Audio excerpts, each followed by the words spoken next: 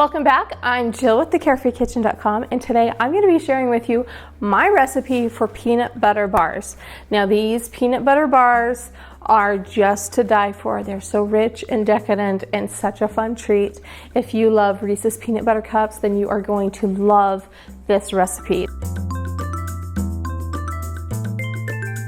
Okay, before we get started, be sure to like, subscribe, and follow me here, and I will show you all kinds of fun and easy recipes that your family will love. Let's get started. Okay, so I have my peanut butter here, and this is half crunchy, half smooth. Just use whatever you have on hand. This is some graham crackers, and I'm going to crunch these up, and this is what gives the peanut butter bars the texture. This is vanilla extract, powdered sugar. You want that really fine sugar texture in there, and then I have some room temperature butter. Okay, and then for the top I have these semi-sweet chocolate chips. You can certainly use milk chocolate if you prefer, but this is what I have on hand today, so we're gonna make these with semi-sweet chocolate chips and then also so much peanut butter. Yum. All right, so the first thing I'm going to do here is to break up my graham crackers.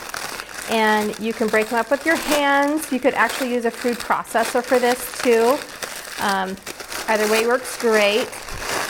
Since I only need a cup of these, and which is actually a little bit less than what is in this bag, I'm just going to put them into a gallon Ziploc bag, zip it up, and then you can just use something hard to break it up. So I'm just using a cup, and this works great. Okay, and then I'm just going to open this up and pour it in, and I bet we are close to 1 cup already. And if you have some bigger pieces, you can just use a cup and roll those out. Okay, and now I'm just going to set that aside. Okay, and then for the peanut butter mixture, I just have 2 cups of peanut butter here. Just add this to our bowl. And then also 1 cup of butter. And this is room temperature butter, which is a very important part of this recipe, is the room temperature. So I'm just gonna mix this in until it is all combined. Now this recipe is super fun for the holidays. We usually make this around Christmas time, but another really fun time to serve this is around Easter time, or actually any kind of a family gathering, or anytime you need a fun treat. Okay, so now I'm also going to add in about a teaspoon of, I've got some vanilla beans in there, about a teaspoon of vanilla. Sure that's all combined. And then here are the graham crackers, and I need 1 cup of graham crackers.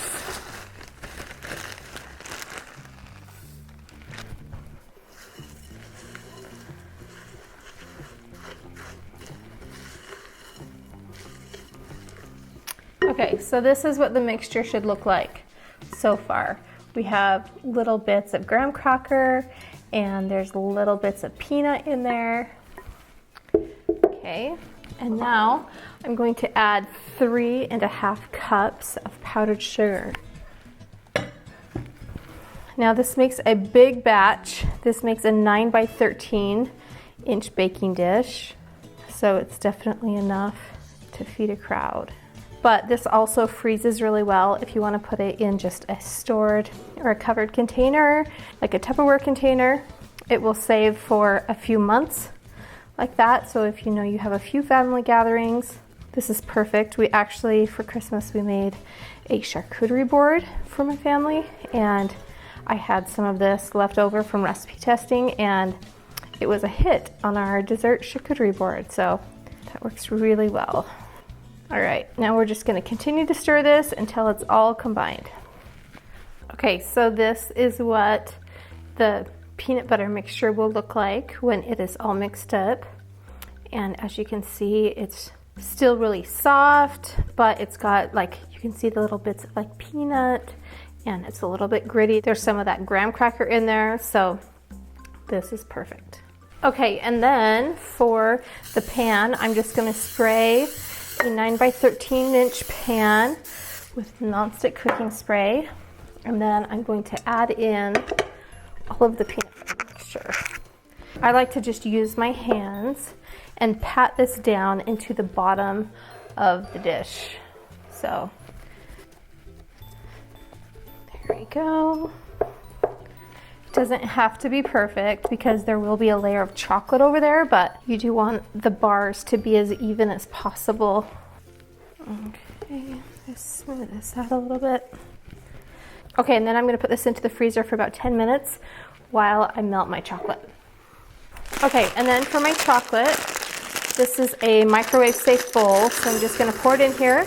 Then I'm gonna cook it for 1 minute on 50% power and then stir it, and we'll just continue that cycle until it's all melted.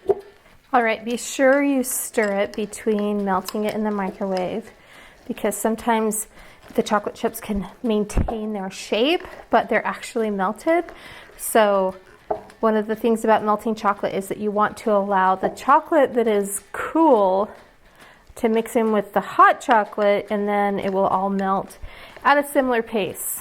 If you get little hot spots in your chocolate, you can burn your chocolate, and then it will kind of seize up on you. So that's why you do it at 50% power, and you just take your time and do it a little bit slower. Here we go, I'm gonna run it through another cycle. Okay, so you can see it's still kind of lumpy there, but when I actually stir it, there's just a few little lumps. So in that scenario, you don't want to put it back in the microwave. Just continue to stir it, and the warmer chocolate will melt the chocolate chips that aren't quite melted yet. Here we go. Okay, and then to finish this off, I'm just going to pour my melted chocolate right on top of my chilled peanut butter bars. Okay, and now just use the back of the spoon and spread it all around. And you can just push the chocolate right up to the edges.